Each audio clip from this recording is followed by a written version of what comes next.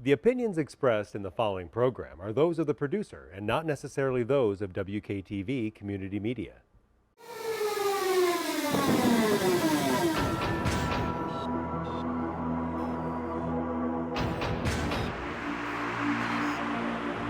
Welcome to GRASPP Beyond.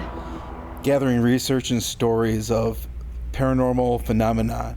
We're here to talk about all things weird. Hello, Taff.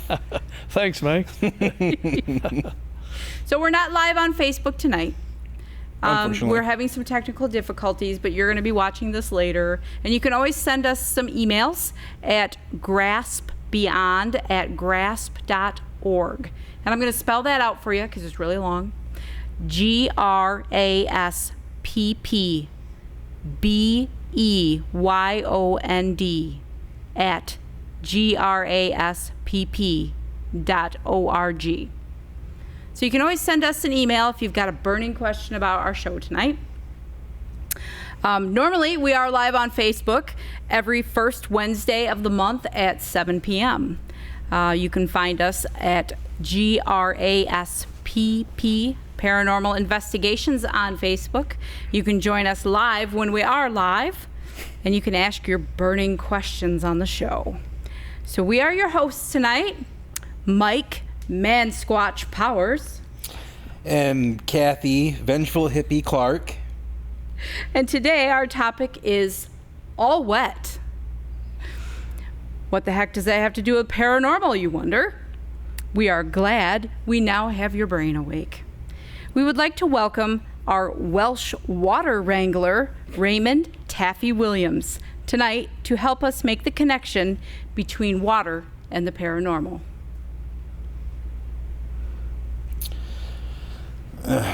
So, Taff, why don't you tell us about some of your credentials? As far as diving is concerned, I've been diving a long, long time, since I was a young guy. And Define young guy. What, like 10, 20 years? No. When I was in my early 20s, I became a scuba instructor, a PADI, open water scuba instructor. And, I went to France, to Cairns, La Boca. It's a college for PADI diving. And that was in back in the day, when it was new to Europe in a way. But back in the day, BSAC, British Tobacco Club, was like the only known entity as far as, setting the standards. And then PADI, Professional Association of Diving Instructors, came over from the States over to Europe. And they were very few and far between. And the reason for it was so quick to learn to dive with the PADI system. With BZAC, before you could even put the regulator in your mouth, it would take about 3 months. But with PADI, you'd go to the class and there's possibility you could do it the same night, which really attracted people like me. And so that's how I became an instructor. But how I learned to dive is a totally different story, And I wouldn't advise anybody to do it this way. Back again, when I was a young guy, my brother and a close friend, Steve, we were spelunkers, cavers. We went into caves and stuff like that. And we'd spend hours and hours, sometimes a few days in the caves, And where I was from in Wales, because I'm Welsh, I'm not English. I'm British, but I'm Welsh. Hence the Welsh water wrangler. Hence the Welsh water wrangler. You mark me with that tonight, guys. But I'm Welsh, and I've lost a lot of my accent, as you can tell. No. Yeah, believe me. I know. I've actually seen some Welsh language, and it's just like all consonants. There's like no vowels whatsoever. Yeah, but we're Americans, and we don't know the difference. You don't know the difference anyway. Yeah, 'cause we dumb. Yeah. But anyway, so like I said, I grew up in the valleys of Wales, and I've always been an adventurer, and caving or spelunking was one of those things that we did. And one day we went into this little cave in the Swansea Valley called Little Neath River Cave, and it's one of these caves. I don't know if I could squeeze in there now anymore, but it was a tiny little hole on the side of a river that the river actually flowed past, but a lot of the river went into this little entrance, and Yeah, no. anyway, so I remember squeezing in and wow, got inside, a few twists and turns into this huge cavern, and it was phenomenal. Well, we'd go there every weekend because it went on for miles, this place, but at the end of the day, or at the end of our traveling through this tunnel, we'd always end up at a stagnant pool, and that was our turnaround point to come back. Now one day we were sitting down at the pool, and all of a sudden bubbles and lights came up, like holy mackerels, these guys popped out of the water, and oh my god. What? Yeah, No. they were divers, they were cavers, but they actually had all the gear, and they went under the water, and they came up, and wow, it was just amazing. So, we picked their brains, and but the following week we'd acquired some bootleg scuba tanks and some regulators and stuff and weights and all sorts of stuff, So that was it for me. We went back the following week and dragged this stuff into the cave, and I jumped in this shallow pool which looked about 4 foot, but it turned out to be about 12. Oh. And I went boom straight down to the bottom, and I walked across the bottom. It's funny, and anyway, I managed to go under this cave, under this overhang, and I came up on the other side, and that was it. I was hooked. I had to be a scuba diver. So then we went in search of training, and I ended up finding a PADI facility, the only one in Wales at the time. And I went there and I asked him how long it would take before I could put the regulator in, and he told me, well, we have a class starting tonight, you'll be using it tonight. Sign me up.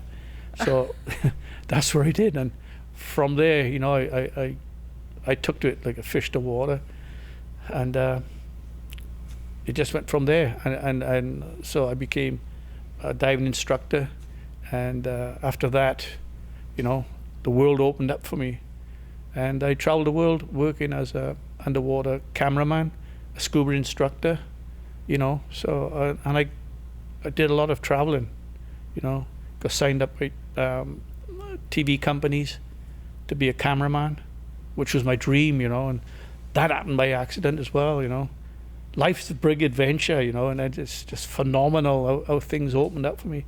I was working in Grand Cayman in the West Indies, and National Geographic came down to film this place called Stingray City, and it was a time when the weather wasn't the best, and people were drinking at the bar at night. Not that I did much of that, but At least one of not that any you're going to admit to, right? yeah, one of the cameramen on the crew I was taken out there the next day. Didn't feel the best, and so anyway, he couldn't function. So I took the camera and I went in the water and I filmed this stuff, and they loved it, and so that opened doors up for me, Wow. And from there I met some amazing people that also liked my filming and opened up new horizons for me, Wow. And it led me to travel around the world, Australia, Red Sea, everywhere, on filming assignments for different, actors and stuff like that. And I ended up working with a fantastic guy. He's a great friend of mine now, David Jason, a British actor, and he was the one who inspired me to, make a career out of it, because he saw the stuff that I did, and he asked me would I be interested in working on a dive series with him. Of course I said yes.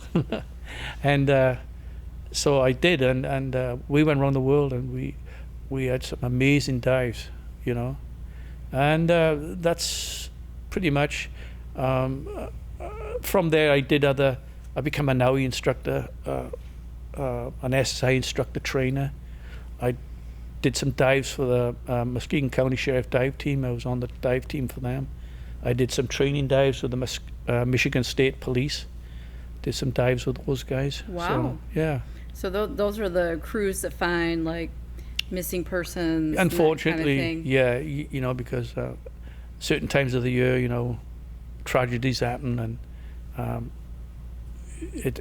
you need these people to, you know, retrieve unfortunate victims, you know. And so you trained those people, correct? Right. And But I you also did you ever like join any Oh of yeah, them? yeah. I was part of the dive team. I was the instructor. I was the only instructor on the dive team, you know. So I would teach them, certify them in, you know, search and recovery, stuff like that, because you have to be certified to be on the teams like that. So did they ever call you in as like a contractor? No, I was deputized as a diver on the team. So I would actually go looking for bodies. My nickname was the Body Magnet. Oh. It sounds bad, but There's got to be a story behind that. yeah, there is, but I don't want to go into it. You know, Okay. But it's I was pretty good at finding bodies. So that's quite an impressive resume you've got going there. Yeah, well, it's one that you need people with those credentials to help the public. You know, I mean, it's when events happen like that, you know, it's a sad occasion, and you need to bring those loved ones back. You know. I think it's kind of cool though that you've got like you can actually like help people while you're doing something that you truly enjoy. Yeah. Well, it's not sport anymore. You know, it's a job, because you go out under the ice even. You know. Yeah. But I mean, even just the general diving. You know, being able to go underwater. There's a lot of people that are terrified of that. I'm one of them. Yeah. Well, Mike is going to be joining the club soon. Yep. I will be learning to scuba dive. I'm going to teach him to dive, and I've got a few places coming up. You know, I'd like to take you to. The problem right now is this COVID virus.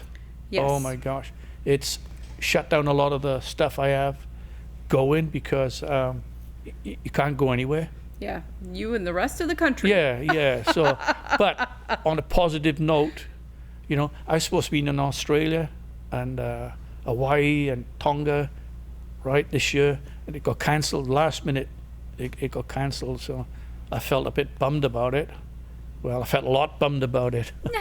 But unfortunately, you know, it happened, and I said, so what I've done is I've turned that negativity into a positive attitude, and it's allowed me to look into other things in the diving world, you know, and which is things I'm working on right now, you know. So, and I'd like to bring Mike along because of his ability, and I have a few projects coming up that I could surely use him on, you know. So what he's talking about, Mike's ability, Mike is a sensitive. Well, he's sensitive, he's an empath. Just for anybody who hasn't watched before. Yeah, yeah, you know. So that's what he's talking about. Well, there's a few other here. things as well, but. And so that kind of leads me into, I kind of want to hear a little bit about what got you interested in the paranormal. Ooh,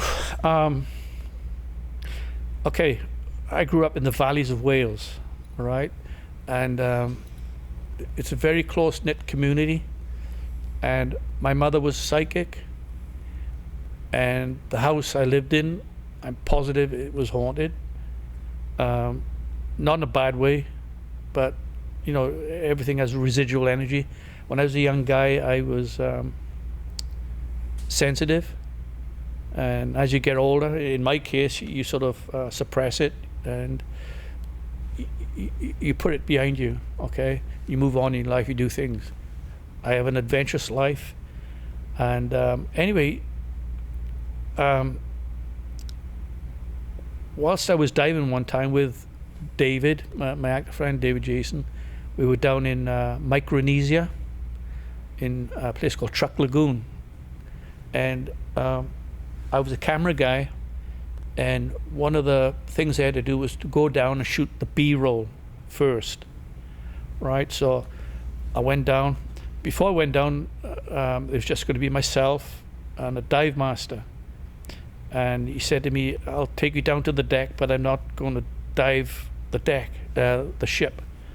I'll leave you go and you can do your filming. So I thought, oh, being a nice guy, you know, because he didn't want to stir up the dust, I thought. So, okay. So off I went, got down to the deck, and it was about 150 feet deep. And it was dark, it was gloomy. But anyway, off I went, and I'm swimming around the ship, filming in the cabins, down in the hold and stuff like that. I came back up, and so we came back up, and we did our decompression stops, got back up on board, and I don't know, I didn't feel the best. I felt it was fine, depressed, that sort of feeling, you know. So the next day, went down to film another thing again, and he said, same thing again, I'll get down there and let you go around, do your thing. Well, came up, same thing, same scenario again, you know. I was like, oh. So anyway, we proceeded to do other functions that we were doing. The next day, David had to go down with me. So we go down, and we go down onto the boat, and we swim around and stuff like that. And David's a bit of a clown underwater. He really is, you know. But anyway, we're having some fun, and we're going around, and I see this thing in this white thing in a silt. So I go like this, and I pick it up, and I look at it. I thought, oh my God! And he goes, so,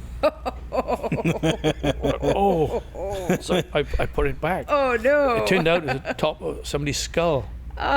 And what, you know, and the thing was, these ships that we were on were Japanese freighters and ships from the Second World War that got bombed by the Americans. They were trapped in the lagoon, and thousands of Japanese sailors perished there, you know. Since the war, Japan were allowed to retrieve a lot of the bodies, but there's still hundreds of bodies in there, you know. And so it's kind of like Pearl Harbor then. Yeah, exactly. So this was top this guy's head, and I, you know, set it back.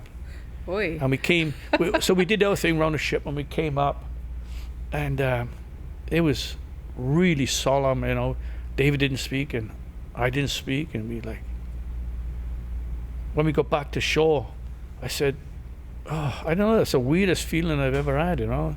And he said, yeah, same as me, I feel really sad, and here we are in a beautiful place, you know. I said, so then I said to the dive master, hey, how often you dive that?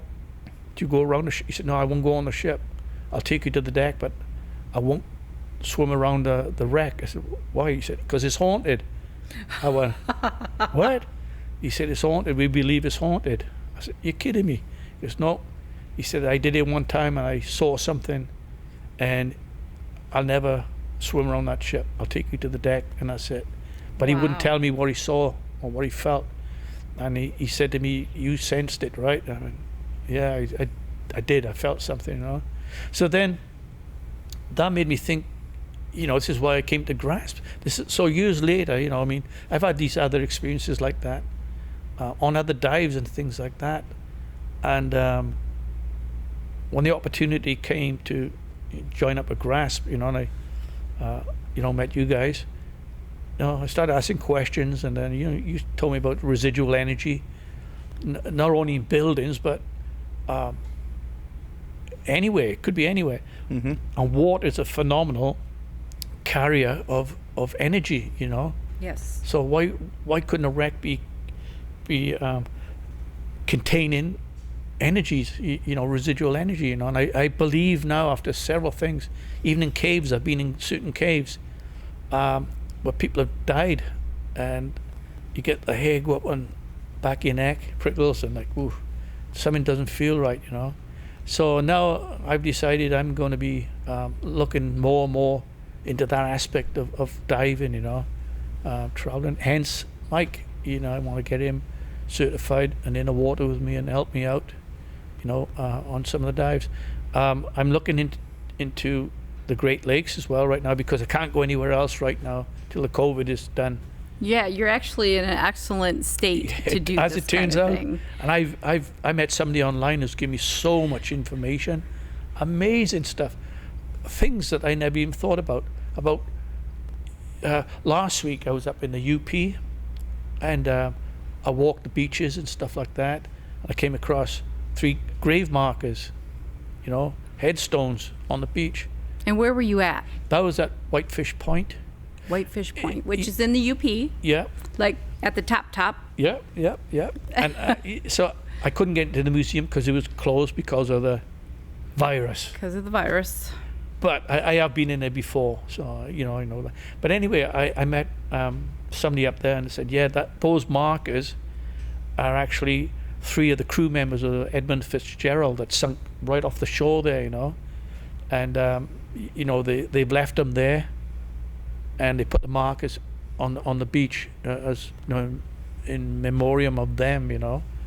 And the guy said to me, there's other markers on the beach, you know, where back in the day, you know, the weather was so treacherous up there, and it's not the easiest place to get to. That people were buried where they found, you know, they drag them off the beach, dig a hole, and Just kick them right on Yep. in. put them in a hole, and Well, and that that's happened all along the Great Lakes, Yeah, well, not that's just right. Superior. yeah. So And I found out, you know, that somebody found bones, human bones and stuff, and that possibly, you know, a lot of these areas that are inaccessible to, you know, people because there's no roads, and you know, you got to go through the woods and stuff to get to them. Probably bodies are washed up and they've just, you know, rotted out on the beaches and stuff, you know. Yep. So they're there and they covered and washed in, washed out. I went up to GRASPP Point.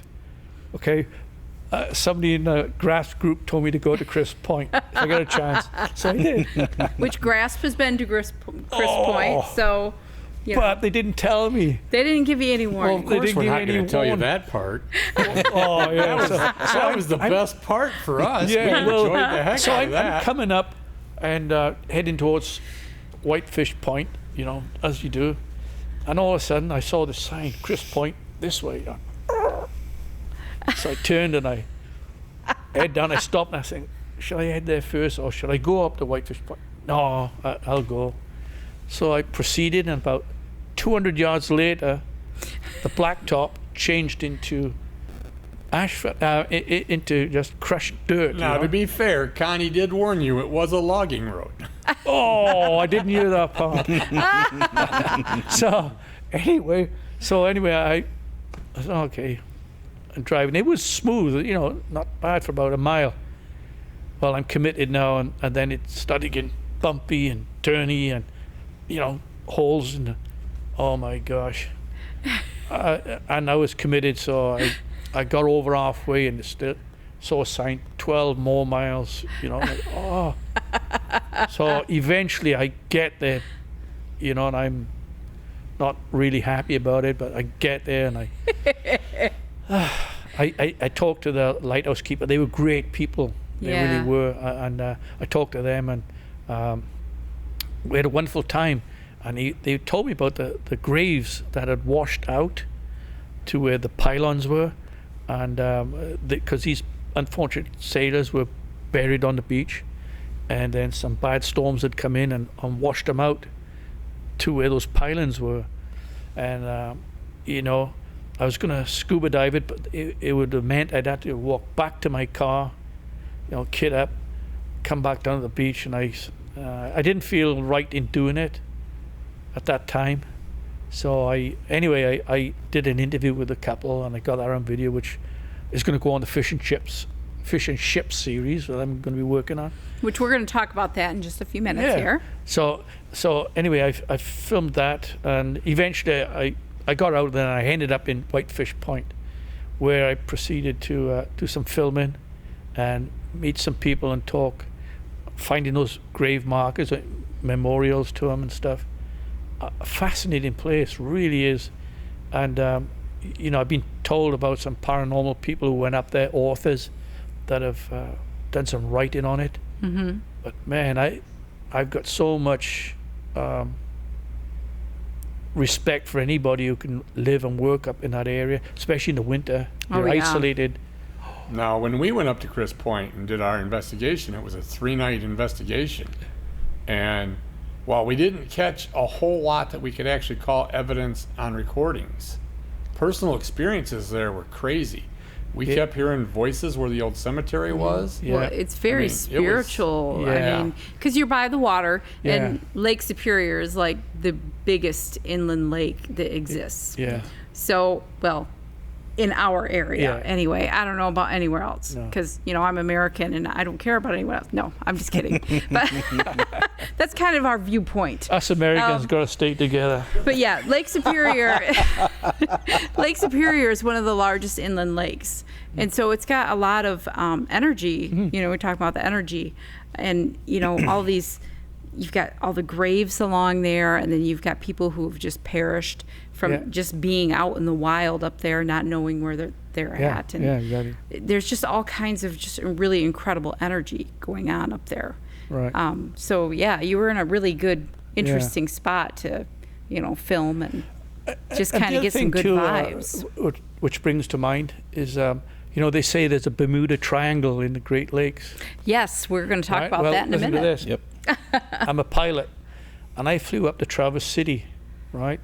In my little, what was I flying? So he's a pilot too. Yeah. Come on, man! This guy's resume just keeps getting bigger. There's things on that resume we don't have classification here. I was flying a little Tomahawk. It's a 2-seater plane, and I flew from Muskegon. I went up to Traverse City. I dropped somebody off at the airport, and then I proceeded to fly back. And I'm coming. So I thought I'll go out to Manitou Island, South Manitou Island. So I flew out over South Manitou Island, and I found a wreck right on the bottom. That's one of the ones I'm going to be doing. Oh, yes. So that's on a to-do list. Mm-hmm. So I'm flying back, and I'm coming down just past north of Ludington, and my compass, started spinning.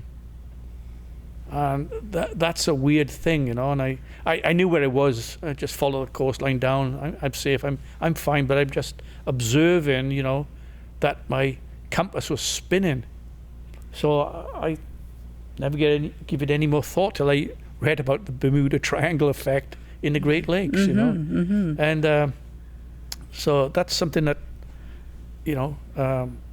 stuck in my mind, And some other people have told me about planes that have gone down and ships that have gone missing. All kinds of them. In Lake Michigan. Mm-hmm. Yeah. And so it's really, really intrigued me, Well, interesting fact here.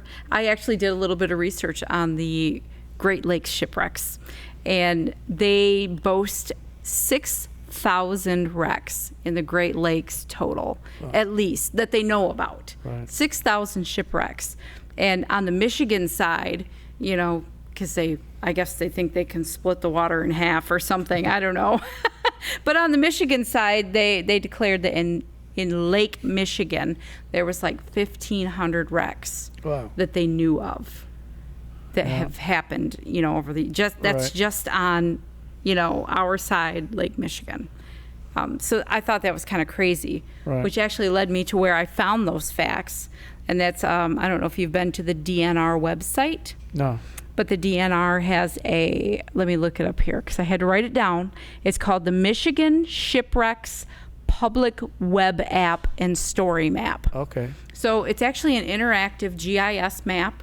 If anybody's familiar with GIS, a lot of people use it to look at their properties and stuff in their own townships. Anyway, the DNR has this big GIS map, and it's mapped out where all of the known shipwrecks are and how difficult they are to dive. Yeah.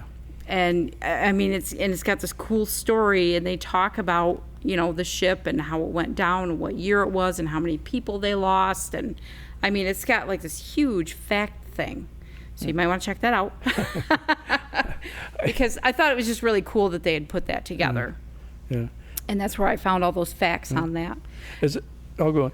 I was going to say I did a dive on I've done a few dives in the lake, you know, and I did one. I think it was called the State of Michigan off Whitehall, and I've never had good visibility when I dive in the lakes here, and this one was. I remember rolling off the boat and going down, and I don't know if you ever heard of it. It's called diving by braille. You can't see anything, so you. So you're feeling. You're feeling your way around this. Oh. Oh my gosh, it was not very nice. Sounds horrible. Yeah, it was. I mean, literally, you had you could make a shadow of a boiler or something, you know. But that's exactly how I learned to dive, you know. So I'm not frightened of stuff like that. It's just you got to be careful. That's all. But I mean, now, so you dive in conditions like that, then you go to other countries like the Caribbean or the West Indies, Hawaii or a place like that where it's crystal clear. That's real diving, and I prefer the real dive now, you know. So in 2015, we actually had that in the Great Lakes, where it was so clear that even Yes. from the sky they could take pictures and they could actually see all the shipwrecks and stuff, which is when they ran those pictures Right. that they did for the DNR. Is that right? That was caused by the zebra mussels? There was something to do with weather conditions. Oh, okay. So we had a really cold year. Yeah, oh, and yeah, I think we had multiple days that were below zero, and so everything was just really clear and really still. We didn't have a lot of Movement. heavy winds Yeah. and stuff coming in. And so Right. it was just one of those weird years. I believe that They- was also the year that the lake froze over the most, which would Yes, it cause had the less most shipping ice. and stuff like that. And so the DNR did a flyover, and they were like, wow, we're getting some great pictures. So they did a full flyover, and that's where they pulled a lot of their map pictures from. Right. So, yeah, Yeah, I it does know- happen once in a while. Yeah. Well, I know that when these zebra mussels made their way into the lake, it filtered a lot of the, I don't know what you call it, the The sediment. debris. Yeah, sediment. They filled it out, and so it actually cleared the water out a lot. Yeah. You know, but I think they've more or less died back out now. They went through a period of time where they were everywhere. I saw them, you know, and you drop something in the water, you know, in a few days, weeks, they were packed on there, you Yeah. know, zebra mussels. They came from, I don't know, Africa or somewhere.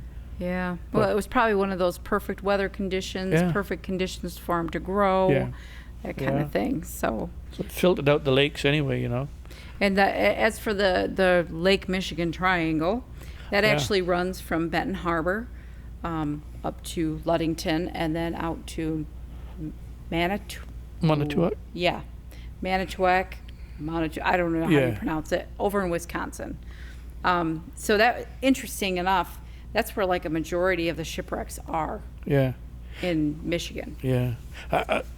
This source has been telling me about, you know, the mysterious stuff that is in and around the lakes.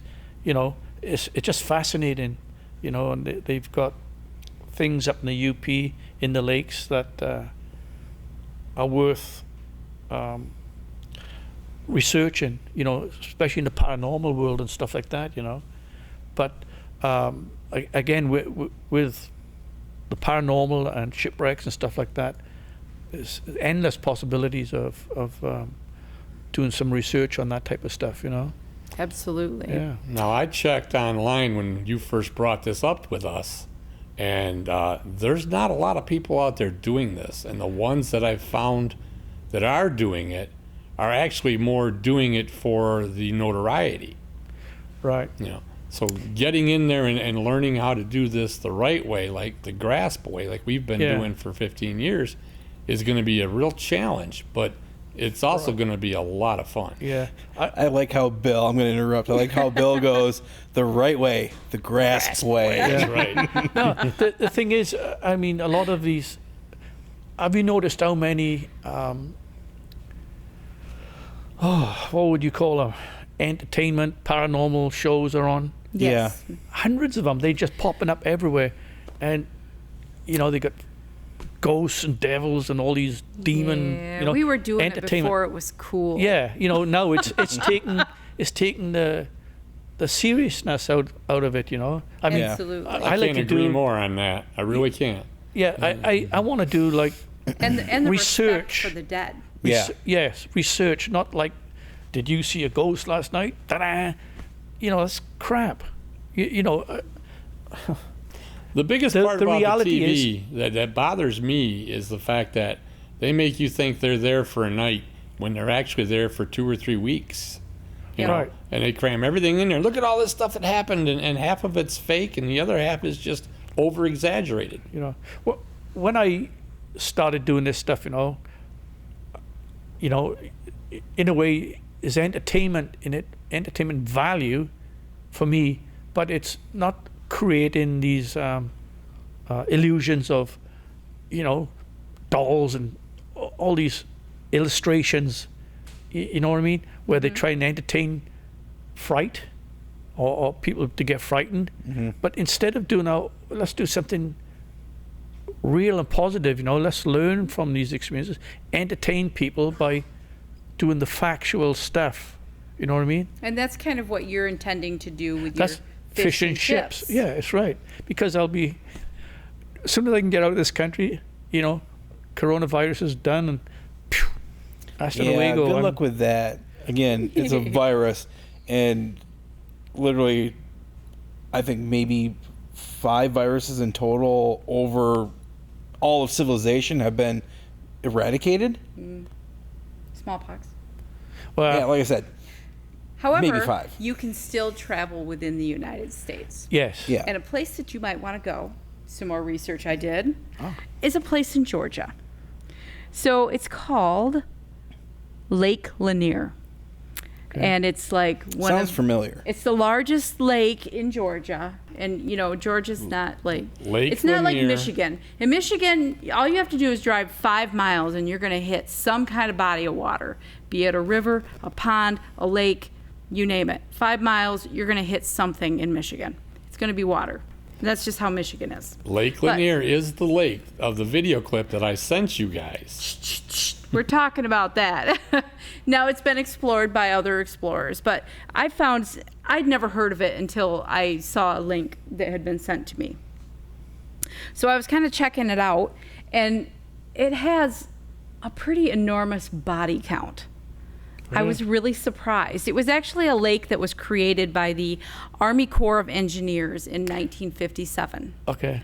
And like, what was it? 2 years ago, Memorial Day, they had like, I don't know, 10 drownings like within 2 weeks in Yeah. this place. And I was like, that's pretty crazy. So I guess they have 7 million visitors every year, and everybody that lives around the lake, they all say, it's haunted, yo. Did you? It's haunted. I'm telling you, people die here all the time. Did you happen to come across the reason they think it's haunted? I did, actually. So when the Army Corps of Engineers created this lake, they displaced a whole lot of farms and families and towns. And those towns included cemeteries. And so they dug up some of them and moved them, which is like a big no-no in like just about every religious circle around. And some of them they just submerged because they couldn't dig them up. All right. So they just submerged them. And I found that, and they said since its creation in 1957 till today, they have had 675 people die. Some of them have never been found, and most of them have drowned in that lake. Now, I also heard that Torch Lake is a place where there's been deaths. Yep, and that's here in Michigan. Yeah, yeah. And also people have disappeared, never been found. Yeah. Well, I was going to say, when we were traveling up to Gaylord, we took the long way around, and the GPS showed like nothing up there as well. So it's kind of interesting how a GPS would just say there's stuff all around it except for this area right here. Yeah. It doesn't exist. It's like a dead zone. Yeah, on it was. the GPS. There was no roads. It was just a white screen. It was really creepy. Yeah. Yep, I did notice that we had the same thing. Because we went up, through by Pear Shaney when we went to Gaylord. We all went up there for an investigation. But when we came home down through Torch Lake. And we had the same thing happen on our GPS. Yeah. So there's a problem there. Definitely. So Torch Lake. Or it's the government fudging with satellites. Satellites. That could be too. So Torch Lake is on the agenda. Torch Mike? Lake, for sure. Yeah, I guess so. And then I guess we'd have to do UFOs too, because, I mean, we've been hearing a lot of stories of UFOs coming up from water surfaces. Yeah, I've heard that. I've heard Yeah. that. It's phenomenal stuff. I mean, it's. I bet there's another Area 51, and it's up there by Torch Lake. That's why it's all. That's why it's all weighted out. Yeah. Conspiracy That's a whole theorists. other show, though. We have to go to a different show for the UFOs. Right down in the Grand Haven area, though, we also have a spot where lots of witnesses have witnessed lights in the water. Rose Hill or something. Is Rosie Mound. Rosie Mound. Rosie Yeah. Yeah, I Mound. heard that. Yeah. Right out by, is that between Grand Haven and Holland? Yeah. Yeah, it's Yeah. more closer to Grand Haven, but there's. I looked into this a couple of years ago before we started talking about UFOs and stuff, and there is a section down by the water treatment plant, right off Lake Michigan Drive and Lakeshore, and they say about a mile out, there have been people who have reported actually seeing lights come out of the water in that area. Yes, I've heard that. I've heard of ETs What's on the diving out ground at there? Rosie Mound. Yep. So, people have seen ETs on the ground at Rosie Mound. Let's So- go. That's, Yep. that's a Get me whole certified. We'll go out there, find some aliens. They can do butt stuff, and then we can go back home.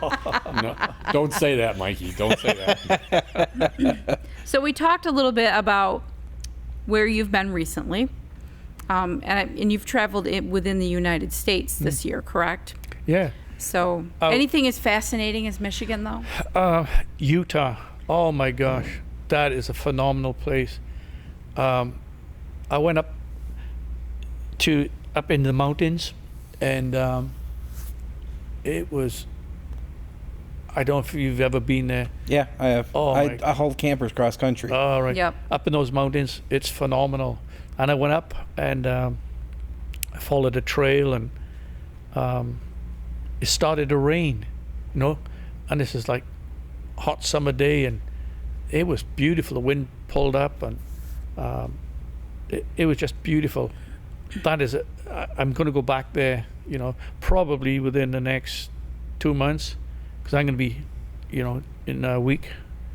I'm going to be heading south, then out southwest, back to Utah. I want to go back there, but a lot of old Indian dwellings and stuff in Arizona and Utah. Which he's sporting a really cool hammered copper bracelet here from Sedona, right? Sedona, yeah. Which is a very spiritual place as well. Yeah, this guy, just give it to me. So thanks. Well, I paid him for it, but Still, that's yeah. pretty cool. Yeah, it's Did he nice. make it while you were standing there? No, he'd already had them made. He was making them, and he said, "Pick one, and I'll take that." So, It's pretty groovy. Now, how long have you been wearing that? I only wear it now and again. I don't wear it all the time.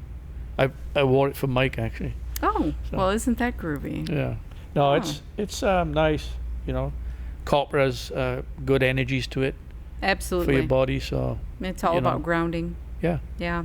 really good. Okay, so you've been around the United States and you've got some fish and chips things going, so keep your eye out. We do post episodes of that on our GRASPP website. Yeah. You can find it on Facebook, and we'll link to Taff because he's part of our group. And so, he's got some really cool stuff going on there. But what's on the agenda in the future? Well, Australia, I'm going to be going there. Again, as soon as this virus is defeated, or it's eradicated, and the barriers are lifted and we can travel again, I'm going to be heading back out to Yeah, pretty much if you live in the United States right now, we're all pariahs. Yeah. yeah. But out of all the places I've been in the world, it's just America has it all. You have seas, you have deserts, you have the swamps, and just amazing. So I'm going to spend the rest of the year traveling the States, filming, and then next year, hopefully, if I can, I'm going to head back out. Like I said, to Australia and Fiji and Hawaii and places like that. I've been there before and it's just beautiful. But I'd be happy if they say, well, you can't travel anywhere anymore. I'm content with. There's so much to see here. It's phenomenal. Utah. I jumped in one of the streams in the mountains.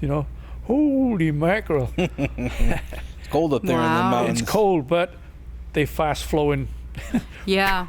And it's interesting, but it's beautiful, A highly spiritual place, too. Yeah, it is. It really is. I mean, you can feel the energy, I think And, that's part of the Four Corners, if I oh remember my right. gosh. You gotta, guys, you gotta go there. It's phenomenal. I wish we can go there as a group, there's so much connection with, with the outside, with the world and stuff. It's just beautiful. Sedona is phenomenal. Mm-hmm. I stayed in Sedona for a while. Yeah, that's a really Taff, nice place. You make the contacts with the Air Force One people there, and you can get us all over there. Oh okay? yeah, we'll get that. Don't worry. Yeah. Actually, it doesn't take that long to drive out there. No, It's pretty straight shot. yeah. It's When I was over the road and running out west all the time, I loved going through Utah. Provo Canyon. yeah. Oh, beautiful. Bridal Veil Falls. God, I love it out there. And I don't know. I myself, I when I was driving, loved the Rockies up in Montana. Yeah, Beautiful. yeah. So I have some questions about the scuba diving, the diving. Yeah. We have in Newaygo County, which is where I live, the next county up. We have a lot of swampier areas, Yeah. and we have a lot of like Indian mounds and stuff. And I actually have found, I work for a county government, and I look at a GIS map every day. Right. So I actually found some Indian mounds that are not like, they have not been marked by Michigan State University, which is generally who would come up and mark those things. Right. However, it's surrounded by a large body of water. Yeah. It's a very swampy water. Now, is that something that you or anyone can dive to kind of like take a look around and see what's Well, underneath? Yeah. You need to be trained to do that sort of stuff. You're not going to see much. You probably, again, diving by braille. It's like when I was working with the police here, you're looking for bodies and stuff. You go in the inland lakes, there's a lot of silt, number one. And when a body goes down, they don't sit on top, they'll sink into the silt. Mm-hmm. So you're going to be, feeling around and, pulling things up. And it's something you can't be nervous about doing. You're doing a job, but to go and look for things in swampy areas. You got these snapping turtles and stuff. Mm-hmm. So you gotta be careful where you put your hands. Yeah. No Ooh. kidding. Those I box considered turtles. that, but yeah. Those box turtles will take off a fingertip. Yeah, they can. And other things, hazards such as getting stuck with something. There's going to be a lot of undergrowth There's actually a lot of quicksand up in there. Yeah. Putnam County Yeah. too. So So I wouldn't advise people, unless you're trained in that type of environment, to go, that's where I wouldn't take a beginner diver. And I would be selective in who I would take to somewhere like that, because you don't want somebody freaking out underwater, now, do you know what Oak Island is? Yeah. Would you ever dive it? Yes, I would dive down that harbor. Yeah, I'd love to do that. I love that show. Yeah, It is a good show. Yeah. It's always keeps you coming back for more. yeah, it keeps coming back for more. What's his name? I actually met one of those guys at a scuba shop. And they're from Michigan. Yeah, Kevin Dimstra, or I think his name is. He's part of the. He was looking for the Confederate gold. Yeah, that's a different show, the Confederate Yeah. Gold. Yeah. Yeah, But they have a Oak tie-in- Island is Yeah, the but- lost treasure of the Templars. Yeah. It's the two brothers from That's right. Traverse City. Well, they're also involved in this Confederate gold as well. Yep. Yeah, they went to Marty to get funding for their Yeah. for Well, their I met show. one of those guys off there, and I give him a card. So if he's ever looking for a good underwater cameraman, I'm the guy. Well, they've had a couple divers go down there. And Yeah. they're I don't know. It seems like when of course, we're talking about a show, so Yeah. they edit a lot of stuff out, Yeah. and I know that. But they always seem like they're kind of weird and standoffish, and the majority of them don't seem to want to go back down. Yeah. I found that very fascinating. That could be the lure, sort of like to get you to watch more, to make it a mystique. Right, Well, I right. got no doubt, though, looking at the visibility in the water, probably is no visibility. Right. I saw where they went down that tunnel or well.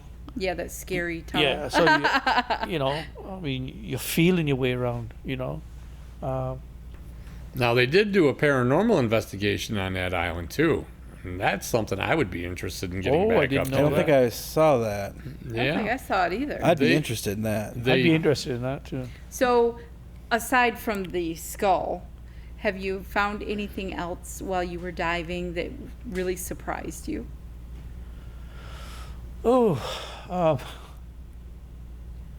Well, I found bodies because that's what I was trained to do, and I But did that. when you weren't actually looking for them. I found a body when I was not expecting one. That was a surprise. Oh, Yeah, that was a surprise. I didn't expect to find one.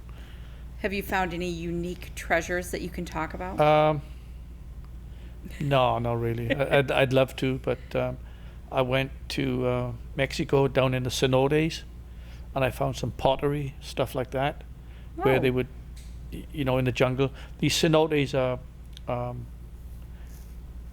caves, submerged, and they were once land because they know that because there's stalactites and stalagmites in there. And at the entrance of some of these, the indigenous people back in the day would, throw or sacrifice people, and they would throw them into the cenote and stuff. But the only things I ever found like that were, pottery and stuff, still interesting stuff, but never gold and Yeah, nothing that made you a rich man, huh? no, unfortunately. I did once when I lived in the West Indies, I had a chance to work on a salvage crew that were working on some old Spanish wrecks, and they wanted to hire me as a camera guy, and I thought, oh, this is fantastic, but it was $200 a month plus accommodation on the boat, and you would dive in 200 foot a day, every day. It's a lot of dives, but for $200, a month, I mean, That didn't seem like it no, was it didn't seem too like worth much. that. The adventure is there, though. I didn't go with it, but one of my friends did, and the other part of it was you get a part of the bounty that they bring up. It's not much, but it's If they brought anything if they up. brought anything up. If they didn't, well, you just made $200 a month. Now, in Michigan, they have laws about Yes. that. They have Yeah. protection laws for anything Aboriginal, anything. Oh yeah, yeah.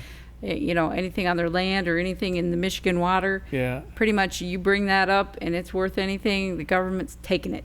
Yeah. Well, those logs. Do you remember about the logs that they found in the Great Lakes? Those old logs from the pioneering days. Yep. Maples and all sorts of expensive wood that had broke away from the rafts and eventually sunk. And some guy found some up off the Wisconsin coast, and he brought it up, and he got a license from the DNR, and he ended up bringing lots of them up, and he was exporting them to Japan. And some guy in Japan was making violins from them. Oh. Very highly prized and expensive violins. I don't know what's happening with reference to that anymore, but I know that you have to get with the DNR and get a license to do it. Now, a few years ago, there was a gentleman found himself a 200-pound Petoskey stone in Lake Michigan. Yeah. Wow. He didn't go to the DNR. I don't think he has that stone anymore. No, he got fined big time. It was for a that. huge fine from what I remember. Rocky was telling me about I think it's off the Wisconsin side. There's a pyramid. They've actually found a pyramid stone. Yes. And I was actually reading about that yeah, today. and some other places as well, and a lake up in the UP. And he was trying to get the Indians on the reservation part of it to grant me access to dive in that lake to look at these other statues they found. And I'm still waiting on that, but if that happens. Now, what about sunken cities? Have you done any sunken cities? Do you know where any are? Well, up in Newaygo, at the dam there's supposed to be a town under there, isn't there? Yeah, but we knew that was sunken. Yeah. I tell you where I did go. The Bahamas. And I was flying back from the Bahamas to Florida, and I remember looking out of the plane, and I saw, I think it's called the Bahama Road. It's these stones. Oh, yeah. And from above, oh my gosh, it's dead nuts straight. These huge blocks. And I was off one of the islands there, diving, and I got to one or two of them, but underwater I had no idea what it was. Oh. But when we flew back to Florida, I remember looking down and seeing a straight line, and I read something, I forgot what it was all about, but it was believed, that it was an old ancient civilization that had these blocks and buildings and temples and stuff, Wow. Yeah, that amazing. was Bimini Road. Bimini Road, that's Bimini it, Road, yes, that was Yeah. it. And they also have, recently they discovered one under Lake Huron, an entire Structure or something. built civilization.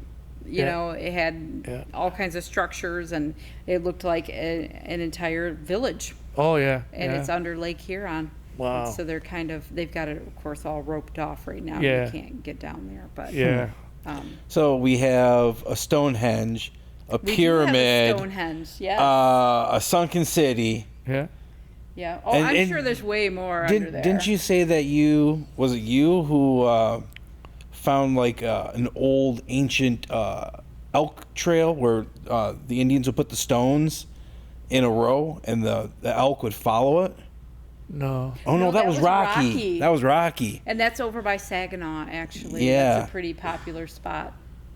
Yeah. And they've got, what do they call them? Hieroglyphs are written on them, yeah, yeah. And they've yeah. got some up in the UP, too, Right. that match, if I remember right. The Newberry tablets. Oh There yeah. you go. Yeah.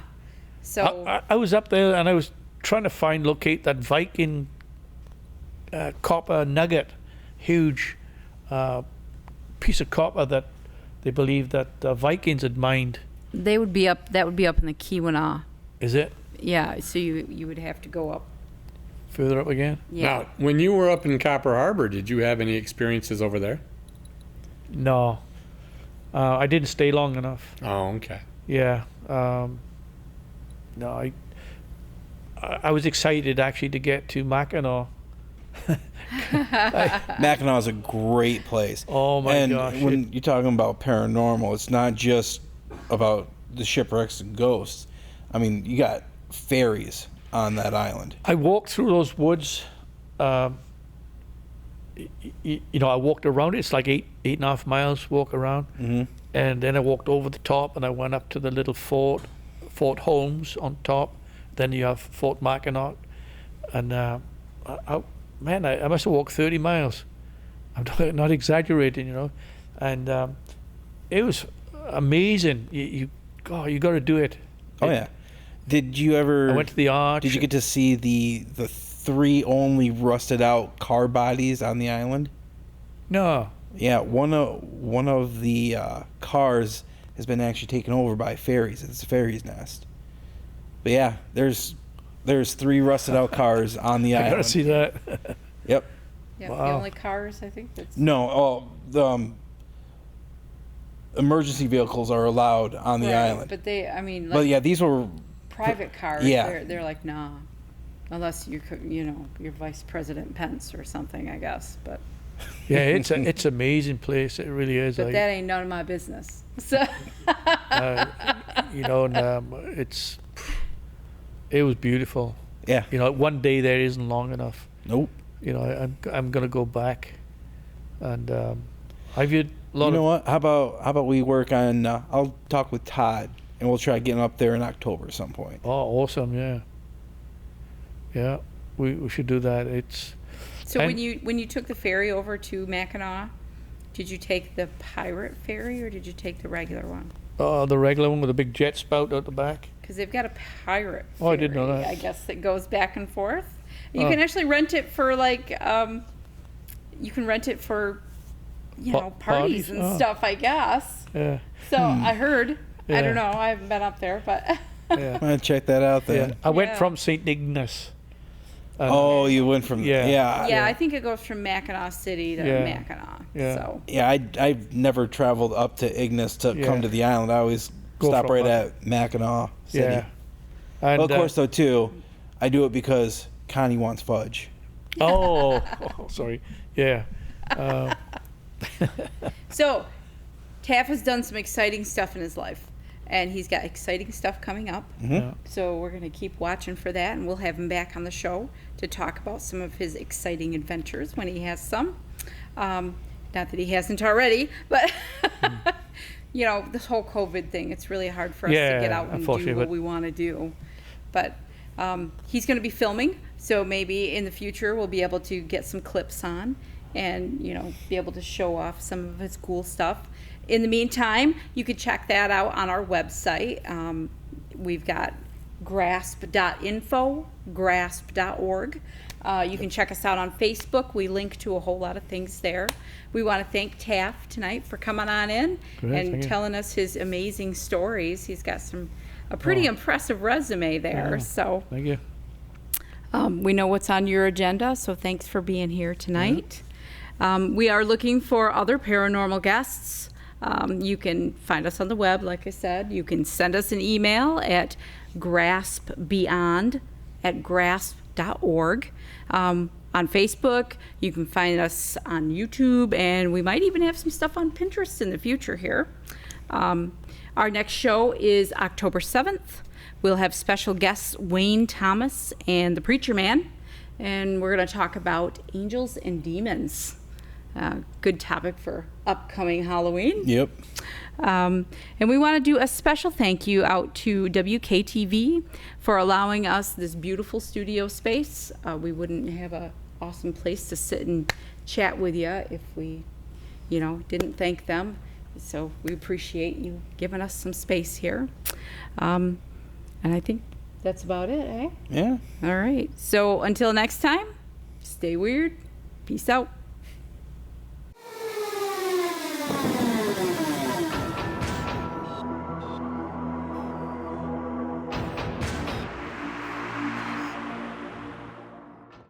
The opinions expressed in the preceding program are those of the producer and not necessarily those of WKTV Community Media.